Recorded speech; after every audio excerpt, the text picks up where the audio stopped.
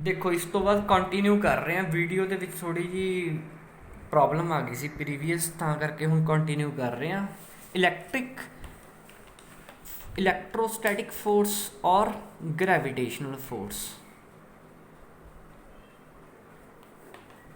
देखो जो इलैक्ट्रोस्टैटिक फोर्स है एफ ई हुनी आप पढ़िया के Q1 Q2 bye are square है ये।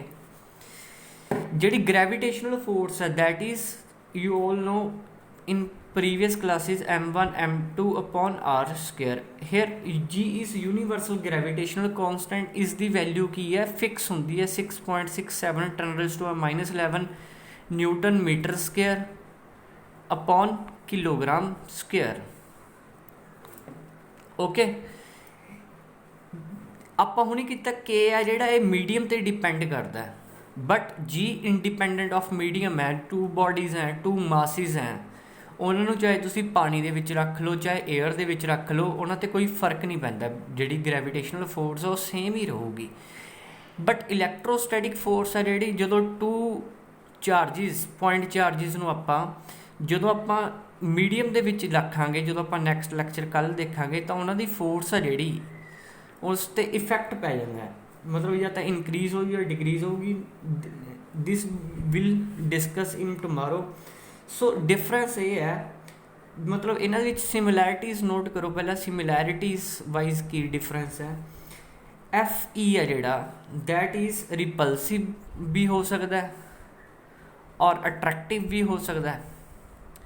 एंड जो हमारा एफ ग्रेविटेशनल फोर्स है F G it is always attractive, always attractive. ये सिमिलैरिटीज़ वाइज डिफरेंस है। अच्छा हुण अगे आप देखिए दोनों के विच सैकेंड पॉइंट है जिहड़ा दैट इज़ एफ जी है जिहड़ा it is independent of medium, independent of medium. मतलब ਇਹਨੂੰ ਮਤਲਬ ਗ੍ਰੈਵੀਟੇਸ਼ਨਲ ਫੋਰਸ ਹੈ ਜੋ ਚਾਹੇ ਟੂ ਬੋਡੀਜ਼ ਦੇ ਮਾਸਿਸ ਦੇ ਵਿੱਚ, ਚਾਹੇ ਉਹ ਪਾਣੀ ਦੇ ਵਿੱਚ ਪਈਆਂ ਚਾਹੇ ਏਅਰ ਦੇ ਵਿੱਚ, ਉਹਨਾਂ 'ਤੇ ਕੋਈ ਇਫੈਕਟ ਨਹੀਂ ਪੈਂਦਾ। ਫੋਰਸਿਸ ਸੇਮ ਹੀ ਰਹਿਣਗੀਆਂ। ਬਟ ਜਿਹੜਾ ਆਪਣਾ ਅੱਜ ਵਾਲਾ ਇਲੈਕਟ੍ਰਿਕ ਫੋਰਸ ਹੈ ਇਹ ਮੀਡੀਅਮ ਡਿਪੈਂਡੈਂਟ ਹੈ, ਇਸ ਕਰਕੇ ਇਸ 'ਤੇ ਇਫੈਕਟ ਪਊਗਾ। This is medium dependent. So ਉਸ ਤੋਂ ਬਾਅਦ ਆਪਾਂ ਨੂਮੈਰੀਕਲ ਕਰਦੇ ਹਾਂ ਇਸ 'ਤੇ, ठीक है। Basically this is the law, Coulomb's law की स्टेटमेंट है। इट स्टेट्स दैट, आप लिख लीजिए, इसको नोट करी जाइए। नोट जो मैंने यहाँ पर आपको नोट लिखा हुआ है, statement is the it states that the interaction between the to static charges is directly proportional to the product of two charges and inversely proportional to the square of the distance between the two charges। Okay then उस तो बाद आप numericals ते चलते हैं। Numerical number 1 that is find the ratio of F G F E electrostatic force to F G electrostatic force to gravitational force. F G मतलब gravitational force for two electrons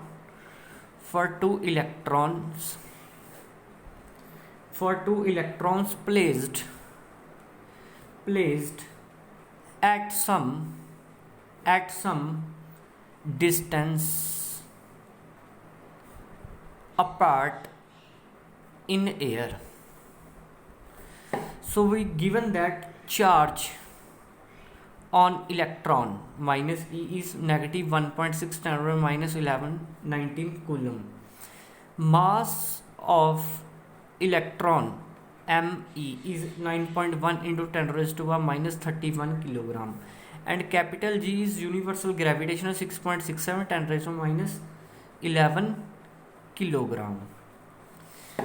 तो हमें फाइंड करनी है ratio F G to F E electrostatic force ते gravitational force between the two electrons place at some apart. ਆਪਾਂ ਨੂੰ ਪਤਾ ਹੈ ਹੁਣੀ ਆਪਾਂ ਫਾਰਮੂਲਾ ਹੈ ਰੀਡ ਕੀਤਾ, ਜਿਹੜੀ ਇਲੈਕਟ੍ਰੋਸਟੈਟਿਕ ਫੋਰਸ ਹੈ that is K Q1 Q2 by R square ਹੈ ਮੇਰੀ। ਹੁਣ ਦੇਖੋ ਦੋਨਾਂ ਦਾ ਚਾਰਜ ਕੀ ਹੈ, ਸੇਮ ਹੈ, ਇਹਦਾ ਵੀ ਚਾਰਜ ਕੀ ਹੈ ਕਿਊ ਸੇਮ ਹੈ, ਕਿਊ ਕੀ ਕਰ ਲੂੰਗਾ ਮੈਂ, ਕਿਊ ਸਕੇਅਰ ਹੋ ਜੂ ਅਪੋਨ ਆਰ ਸਕੇਅਰ, ਇਹਨੂੰ ਨੰਬਰ 1 ਮਾਰਕ ਕਰ ਲਓ। ਐਫ ਜੀ ਕੀ ਹੈ ਤੁਹਾਡਾ, ਜੀ ਐਮ, ਦੋਨਾਂ ਦਾ ਕੀ ਹੈ, ਮਾਸਿਸ ਵੀ ਦੋਨਾਂ ਦੇ ਸੇਮ ਨੇ ਇਲੈਕਟ੍ਰੋਨਸ ਦੇ, ਦੇਖੋ ਨਾ ਮਾਸ ਹੈ ਜਿਹੜਾ, mass of electron, charge of electron Q E ਕੀ ਹੈ, ਸੇਮ ਹੈ। ਤਾਂ ਇਹਨੂੰ ਵੀ ਮੈਂ ਕਿਊ ਮੰਨ ਲੈਣਾ, ਇਹਨੂੰ ਵੀ ਕਿਊ ਮੰਨ ਲੈਣਾ, ਇਹਨੂੰ ਵੀ ਮੈਂ ਐਮ ਮੰਨ ਲੈਣਾ, ਇਹਨੂੰ ਵੀ ਮੈਂ ਐਮ ਮੰਨ ਲੈਣਾ। ਸੈਪਰੇਸ਼ਨ ਕੀ ਹੈ ਦੋਨਾਂ ਦੀ, ਫਿਕਸ ਹੈ, ਆਰ ਹੈ, ਠੀਕ ਹੈ। ਤਾਂ ਇਹ ਕੀ ਬਣ ਜੂ, M square by R square, number 2। ਹੁਣ ਮੈਨੇ ਕੀ ਕਰਨਾ ਹੈ, ਇੱਕ ਨੂੰ 2 ਦੇ ਨਾਲ ਡਿਵਾਈਡ ਕਰ ਦੇਣਾ, ਇੱਕ ਇਕੁਏਸ਼ਨ ਨੂੰ ਦੂਜੀ ਇਕੁਏਸ਼ਨ ਦੇ ਨਾਲ ਡਿਵਾਈਡ ਕਰ ਦੇਣਾ, ਦੈਨ ਫਿਰ ਆਪਣੇ ਲਵੇ ਕੀ ਆਊਗਾ, ਦੇਖਦੇ ਹਾਂ ਕੀ ਬਣ ਗਿਆ। ਇਹ ਬਣ ਜੂਗਾ ਤੁਹਾਡੇ ਲਵੇ ਡਿਵਾਈਡ ਕਰਕੇ, ਆਰ ਸਕੇਅਰ ਨਾਲ ਆਰ ਸਕੇਅਰ ਕੱਟ ਜੂ, ਇਹ ਬਣ ਜੂ ਕੇ ਕਿਊ ਸਕੇਅਰ ਅਪੋਨ ਜੀ M square, F E upon F ਜੀ, ਇਹ ਬਣ ਜੂਗਾ। ਉਸ ਤੋਂ ਬਾਅਦ ਫਿਰ ਇੱਥੇ ਵੈਲਿਊਜ਼ ਪੁੱਟ ਕਰੂੰਗਾ ਮੈਂ, ਦੇਖੋ ਵੈਲਿਊਜ਼ ਪੁੱਟ ਕਰੂੰਗਾ, ਕੇ ਦੀ value 9 × 10⁻⁹, charge of electron 19 square upon capital G 6.67 × 10⁻11, mass of electron 9.1 × 10⁻31 ਦਾ ਹੋਲ ਸਕੇਅਰ। ਦੈਨ ਇਹਨੂੰ ਪੂਰੀ ਚੀਜ਼ ਨੂੰ ਜਦੋਂ ਤੁਸੀਂ ਕੈਲਕੂਲੇਟ ਕਰੋਗੇ, ਮੇਰਾ ਕੰਮ ਨਹੀਂ ਹੈ ਕੈਲਕੂਲੇਸ਼ਨਸ ਦਾ, ਤੁਹਾਡਾ ਕੰਮ ਹੈ, ਜਦੋਂ ਇਹਨੂੰ ਕੈਲਕੂਲੇਟ ਕਰੋਗੇ ਤਾਂ ਤੁਹਾਡੇ ਲਵੇ ਅਪਰੋਕਸੀਮੇਟਲੀ ਇਕੁਅਲ ਟੂ 10⁻40 ਟਾਈਮਸ ਆ ਜੂ। ਇਟ ਮੀਨਸ ਜੋ ਆਪਣਾ ਇਲੈਕਟ੍ਰੋਸਟੈਟਿਕ ਫੋਰਸ ਹੈ F E is 42 times greater than the gravitational force, ਠੀਕ ਹੈ। ਤਾਂ ਇਹਦੇ ਵਿੱਚ ਉਹ ਆਪਸ਼ਨ ਵੀ ਤੁਹਾਨੂੰ ਪਾ ਕੇ ਕਹਿ ਸਕਦਾ ਸੀ, find the ratio between the F E to F G for the 2 electron placed at some distance apart in air, mass of electron ਸਾਰਾ ਕੁਝ ਦਿੱਤਾ ਹੋਇਆ, ਆਪਸ਼ਨ ਦੇ ਦਿੰਦਾ ਵੀ ਕਿੰਨਾ ਰੇਸ਼ੋ ਆ ਰਹੀ ਹੈ ਉਹਨਾਂ ਦੀ, 10⁻10 ਹੈ, ਬੀ 10⁻20 ਹੈ, ਸੀ ਤੁਹਾਨੂੰ ਦੇ ਦਿੰਦਾ 10⁻30 ਹੈ, ਡੀ ਦੇ ਦਿੰਦਾ ਤੁਹਾਨੂੰ 10⁻40 ਹੈ। ਇਸ ਤਰ੍ਹਾਂ ਤੁਹਾਨੂੰ ਜੇਈ ਮੇਨਸ ਦੇ ਵਿੱਚ ਪੁੱਛੇ ਜਾਂਦੇ ਹਨ ਸਵਾਲ, ਠੀਕ ਹੈ। ਬੋਰਡਸ ਦੇ ਵਿੱਚ ਸਿੰਪਲ, ਠੀਕ ਹੈ, ਆਨਸਰ ਲਿਖਣਾ ਤੁਹਾਨੇ, ਤਾਂ ਇੱਥੇ D option is correct. Next ਉਸ ਤੋਂ ਬਾਅਦ ਆਪਾਂ ਨੈਕਸਟ ਨੂਮੈਰੀਕਲ ਦੇਖਦੇ ਹਾਂ। ਨੈਕਸਟ ਨੂਮੈਰੀਕਲ ਦੇ ਵਿੱਚ ਲਿਖੋ statement numerical number 2, numerical number 02, a charge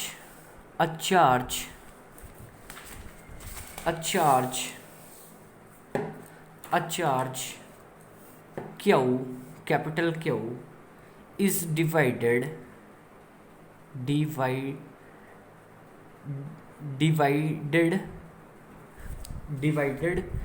in 2 parts such that when these two part are kept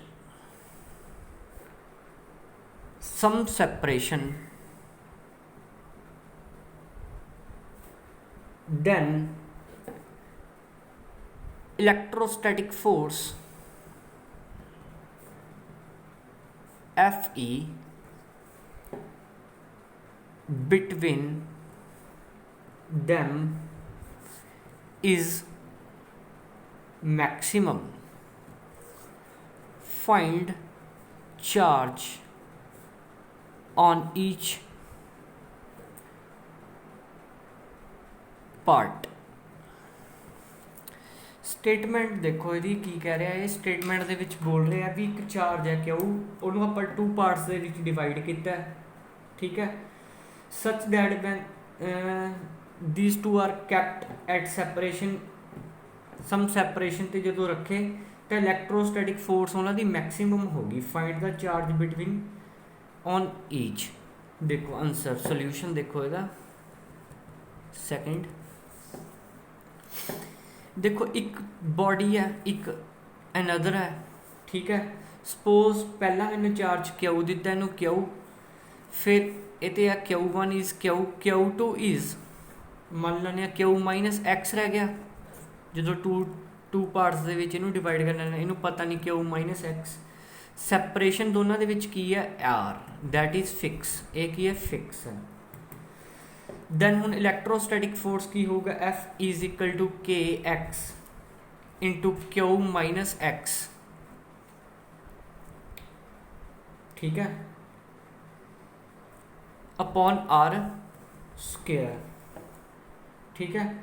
ਹੁਣ ਦੇਖੋ ਜਦੋਂ ਕੋਈ ਵੀ ਇੱਕ ਕੁਆਂਟਿਟੀ ਅਨਦਰ ਕੁਆਂਟਿਟੀ ਦੇ ਡਿਪੈਂਡ ਕਰਦੀ ਹੈ, ਠੀਕ ਹੈ, ਤਾਂ ਇਹਦਾ ਜੋ ਡੈਰੀਵੇਟਿਵ ਹੈ dy by dx is equal to 0 ਕਰ ਦਿੰਦੇ ਆਪਾਂ। ਮੈਕਸਿਮਮ ਮਿਨੀਮਮ ਆਪਾਂ +1 ਦੇ ਵਿੱਚ ਜਦੋਂ ਕਾਇਨਾਮੈਟਿਕਸ ਪੜ੍ਹਿਆ ਸੀਗਾ।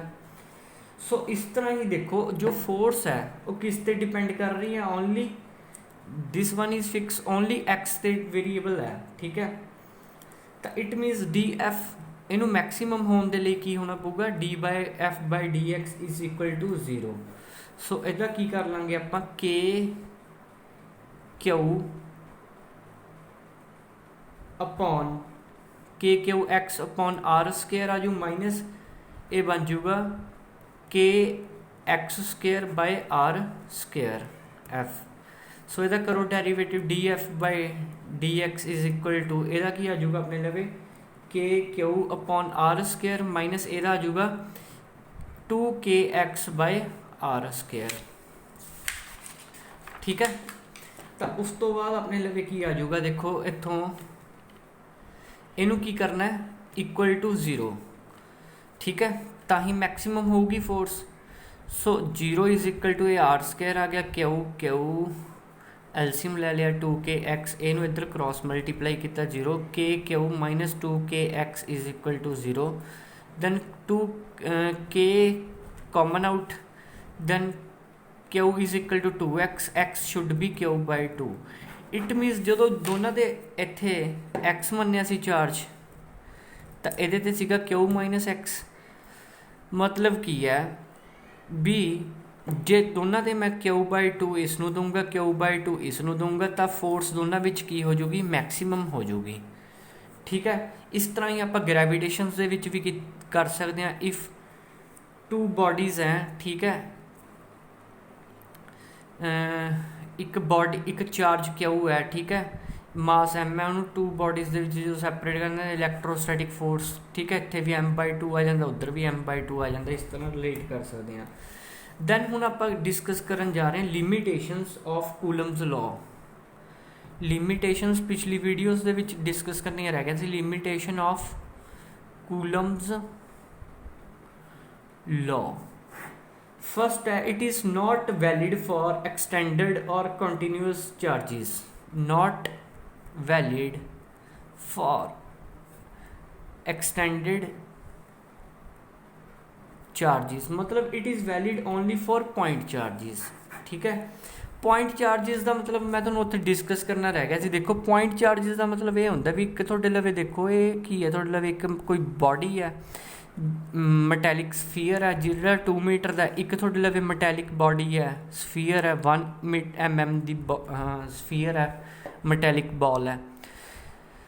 ਤਾਂ ਦੇਖੋ ਤੁਸੀਂ ਇੱਥੇ ਖੜ ਕੇ ਇਹਨੂੰ ਓਬਜ਼ਰਵ ਕਰ ਰਹੇ ਹੋ, this is the observer, oh you are observing here, ਮਤਲਬ ਤੁਹਾਡੇ ਦੋਨਾਂ ਦੇ ਵਿੱਚ ਡਿਸਟੈਂਸ ਕੀ ਹੈ, ਸਮੋਲ ਹੈ। ਜੇ ਮੈਂ ਇਹੀ ਬੋਲ ਨੂੰ ਤੁਹਾਡੇ ਤੋਂ ਬਹੁਤ ਜ਼ਿਆਦਾ ਦੂਰ ਲੈ ਜਾ, ਮਤਲਬ ਕਿ ਇੱਕ ਇਹੋ ਜਿਹਾ ਪੁਆਇੰਟ ਆ ਜਾਊਗਾ ਜਿੱਥੇ ਜਾ ਕੇ ਇਹ ਬੋਡੀ ਤੁਹਾਨੂੰ ਕੀ ਲੱਗੂ, ਐਜ਼ ਅ ਪੁਆਇੰਟ ਦਿਖਣ ਲੱਗ ਜੂਗੀ। ਇਟ ਮੀਨਸ ਇਹ ਕੀ ਹੈ ਇੱਕ, ਦੈਨ ਇਹਨੂੰ ਕੀ ਮੰਨਾਂਗੇ ਆਪਾਂ, ਪੁਆਇੰਟ ਚਾਰजेस ਮੰਨਾਂਗੇ। In another language when the separation between the 2 charges is large as compare to the dimensions, then it is regarded as point charge, okay. ਤਾਂ ਉੱਥੇ ਆਪਾਂ ਜਿਵੇਂ ਫਿਜ਼ਿਕਸ +1 ਦੇ ਵਿੱਚ ਆਪਾਂ ਦੇਖਦੇ ਸੀ ਪਾਰਟੀਕਲ ਦੀ ਗੱਲ, ਵੀ ਪਾਰਟੀਕਲ ਕੀ ਹੈ, ਬਾਡੀ ਕੀ ਹੈ। ਤਾਂ particle means the when the separation is very large as compare to the dimensions of a body. Second ਆਪਾਂ ਗੱਲ ਕਰਦੇ ਹਾਂ, it is valid when the 2 charges are static ਹੋਣੇ ਚਾਹੀਦੇ ਨੇ ਚਾਰजेस। ਅੱਛਾ ਇਹਦਾ ਮਤਲਬ ਇਹ ਨਹੀਂ ਹੈਗਾ ਵੀ ਜੇ ਦੋਨੇ ਚਾਰਜ ਮੂਵ ਕਰ ਰਹੇ ਨੇ with speed v this q1 q2 then it is not valid. ਅੱਛਾ ਜੇ ਇੱਕ ਚਾਰਜ q1 ਕੀ ਹੈ, ਫਿਕਸ ਹੈ, another charge q2 is moving with some speed, then it is valid, ਇਹ ਪੁਆਇੰਟ ਨੋਟ ਕਰ ਲੀजिएगा। If q1 is fixed, another charge is moving with speed v, then we can apply the Coulomb's law. Okay, so in next video we will discuss the superposition principle related to this and some numericals. Then after that we will discuss the vector, क्योंकि force एक vector है ना, ਤਾਂ ਜਿਹੜੀ ਇਹ ਕੁਲੰਬਿਕ force ਹੈ ਇਹਨੂੰ ਆਪਾਂ ਵੈਕਟਰ ਫਾਰਮ ਦੇ ਵਿੱਚ ਕਿੱਦਾਂ ਬਣਾਉਣਾ ਹੈ, ਕਿੱਦਾਂ ਲਿਖਣਾ ਹੈ, ਇਹ ਆਪਾਂ ਨੈਕਸਟ ਵੀਡੀਓ 'ਚ ਆਪਾਂ ਡਿਸਕਸ ਕਰਾਂਗੇ। So thank you, all the best.